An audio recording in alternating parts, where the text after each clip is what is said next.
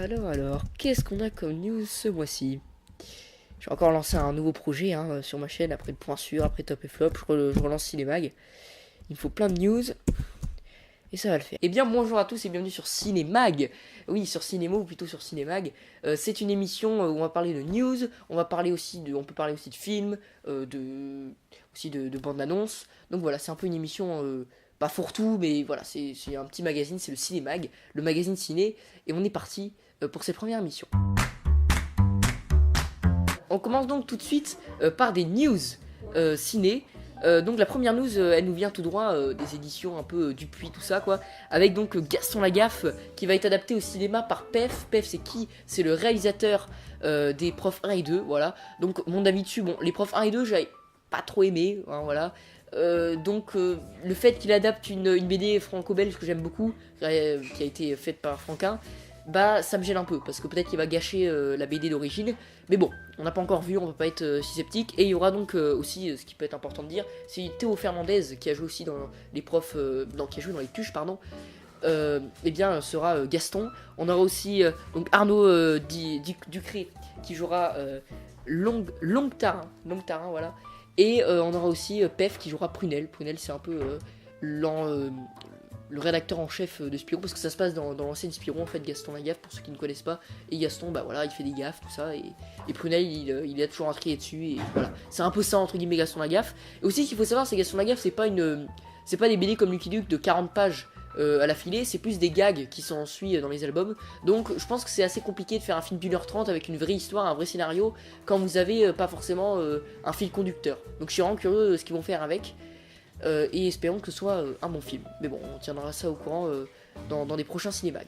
Seconde news concerne donc le DC Cinematic Universe, puisqu'on a, on va parler un peu du Joker. Alors le Joker qui a été interprété par Jared Leto dans Suicide Squad, qui a été pas un très bon film accueilli par l'avis du public, eh bien il semblerait que DC réfléchit à faire un film solo de l'héros, mais sans Jared Leto, un nouvel acteur qui serait donc introduit dans un nouveau film. Voilà, et en même temps, autre news, il réfléchira à faire un Suicide Squad 2, mais sur Harley Quinn. C'est vrai qu'Harley Quinn, elle était très bonne dans... celle qu'il a joué avait fait un très bon Harley Quinn dans Suicide Squad, donc il réfléchissent à faire un deuxième film. Donc on aurait donc prochain film dans DC Extended Universe, qui fait donc concurrence au Marvel Cinematic Universe, et on va parler dans quelques instants. Voilà, donc qu'est-ce qu'il faut retenir? Peut-être un film sur Joker, mais sans celui qui a interprété Joker dans Suicide Squad 1, et qu'on va avoir peut-être un film sur Harley Quinn. Voilà.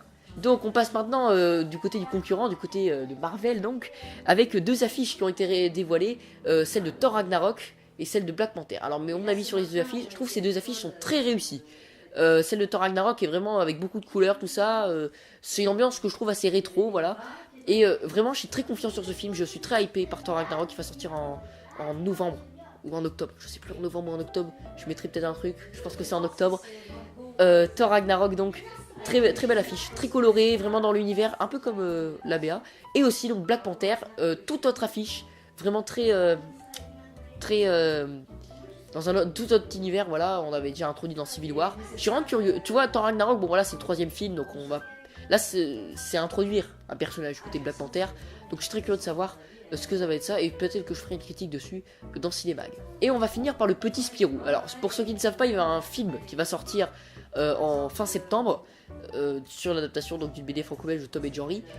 C'est une BD pareil que j'aime beaucoup. Je l'ai lu beaucoup, tout ça, donc je suis assez fan du Petit Spirou. Donc le fait qu'il va sortir un film automatiquement, ça crée une attention. Mes attentes dessus, j'espère que ça va bien respecter l'œuvre originale. Alors, dans une adaptation, il faut prendre des libertés, hein. Et déjà, quand tu vois les affiches de films, aussi les bandes d'annonces, on sent que c'est vraiment...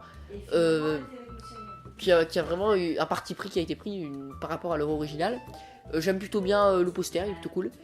Et j'essaierai normalement dans le prochain cinéma, je vous donnerai mon avis sur le Petit Spirou. Et aussi, et là je fais une petite promo aussi pour notre site web, donc JT World Web, que vous pouvez n'hésitez pas à aller voir. Et il y a plein d'articles dessus, et je ferai normalement un article aussi sur le Petit Spirou. Donc je suis très curieux de savoir ce que ça va donner ce film. Les anciennes BD franco-belges, voilà, les adaptations de BD franco-belges, des fois ça réussit, des fois ça réussit pas, on sait pas trop.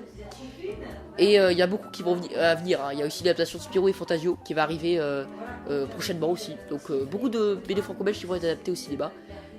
Et donc c'est la fin de cette émission sur Cinémag, de Cinémag plutôt. Donc n'hésitez pas à donner votre avis, parce que je sais pas si c'est bien ou pas, si c'est un bon format ou pas. L'idée générale c'est vraiment de faire un magazine avec des news, des fois des critiques de films. Bon, ce mois-ci il n'y avait pas grand-chose à critiquer, donc j'ai préféré mettre que des news.